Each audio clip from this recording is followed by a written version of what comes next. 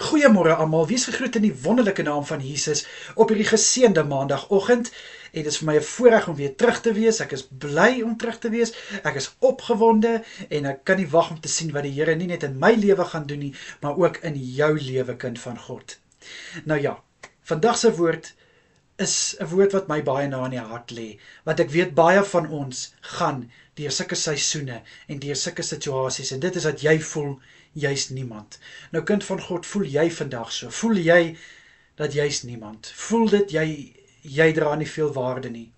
Nou wil ek vandag vir jou kom sê, Josef was die buitestander in sy familie, want sy broers het hom verafskie eintlik, om dit so te stel. Hulle was jaloers op hom. Kyk waar hier is Josef, en kyk hoe God hom gebruik. Josef was basies niemand, en hy is toe op die ou einde 'n iemand.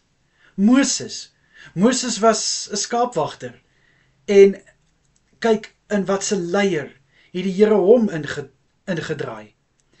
Gideon, hy was die swakste van sy familie. Hy het weggekruip, en kyk hoe hy 'n magdom Midianiete verslaan met 300 man.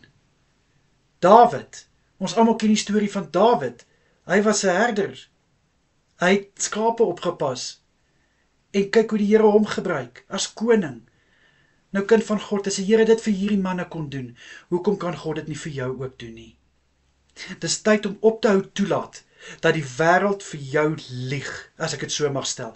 Dis tyd om op te hou toelaat dat die vyand jou minder maak as wat jy is.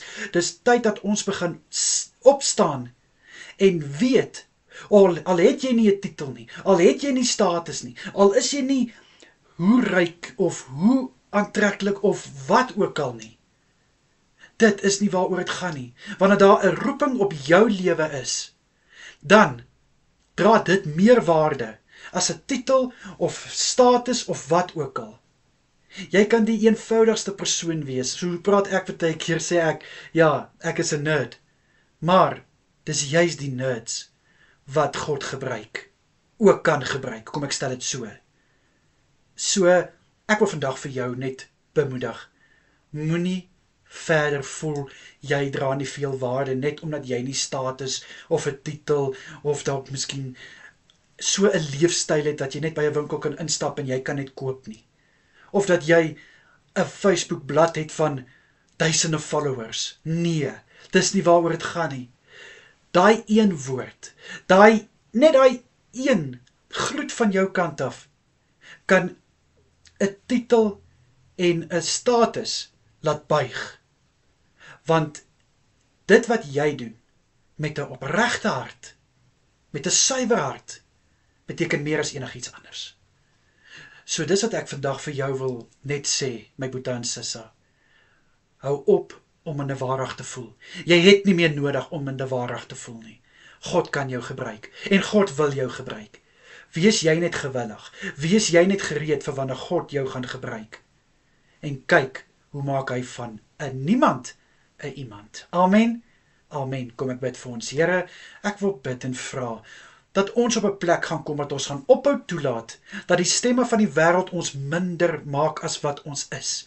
Ek bid in Jesus Christus naam, dat ons sal sterk staan, dat ons sal begin, dit wat in ons is, begin uitleef. Al is dit nie 'n status of 'n titel wat oor ons koppe is nie, Here. Weet ons, Jesus Christus is bo ons, is onder ons, is met ons. Vader, mag ons vashou met die wete, Jesus Christus is met ons.